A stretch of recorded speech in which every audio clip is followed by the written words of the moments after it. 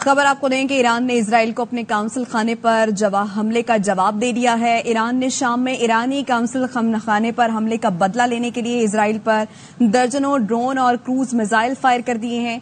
Iran का फजाई हमला शुरू होते ही इसराइल के मुख्तलिफ इलाकों में सायरन बज उठे। इसराइली फौज ने रिहायशियों को बम शेल्टर के करीब रहने की हिदायत की है। मुशाहिद हुसैन सरीर साहब हमारे साथ मौजूद हैं, उनसे बात करते हैं। मुशाहिद साहब, ईरान ने इसराइल को अपने काउंसिल खाने पर हमले का जवाब दिया है। इसराइल पर ईरानी हमलों के खित्ते पर क्या इसरात देखते हैं सर आप? अस्सलाम वालेकुम जी, और आपके व्यूअर्स को बड़ा अस्सलाम वालेकुम।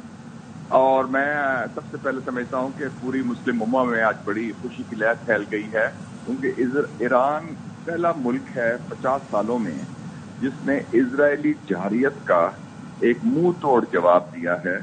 50 साल पहले अक्टूबर 1973 में मिस्र और शाम ने इजराइल के जहारियत के खिलाफ अपनी इलाके को आजाद करने के लिए उन्होंने जंग शुरू की थी, रमजान की जंग। उसके बाद हमने देखा कि इजराइल ने जहारियत भी की, कब्जे भी किए, जुल्म भी किए, नस्लकुशी भी कर रहा है गाजा में।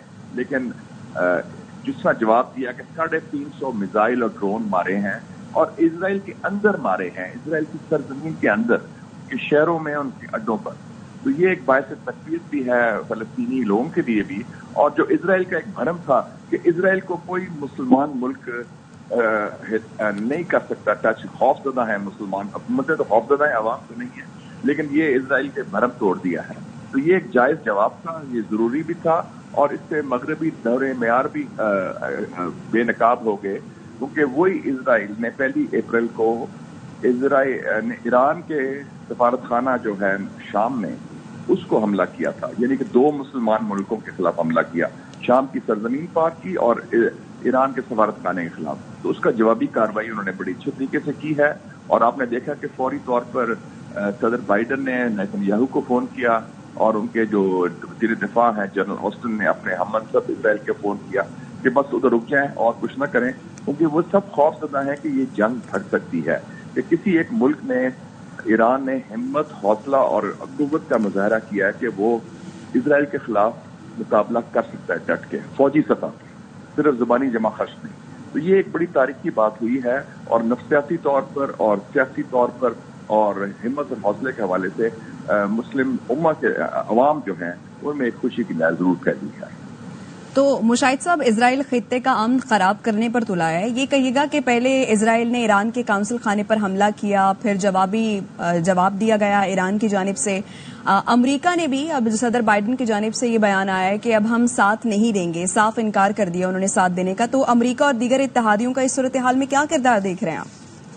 लेकिन ये बड़ी इंपॉर्टेंट बात है कि अमेरिका ने क्यों अब 6 महीने की नस्लकुशी के बाद, जिसमें उन्होंने इजराइल का पूरा साथ दिया और निहत्ते फलस्तीनियों के खिलाफ एक जहारियत और एक नस्लकुशी और जेनोसाइड जारी है इजराइल की तरफ से, अमेरिका को मालूम हो गया है कि इजराइल जो है वो फलस्तीन और गाजा की जंग सियासी तौर पर, नफ्सियाती तौर पर, इखलाकी तौर पर, सफारती तौर पर और कानूनी तौर पर हार चुका है।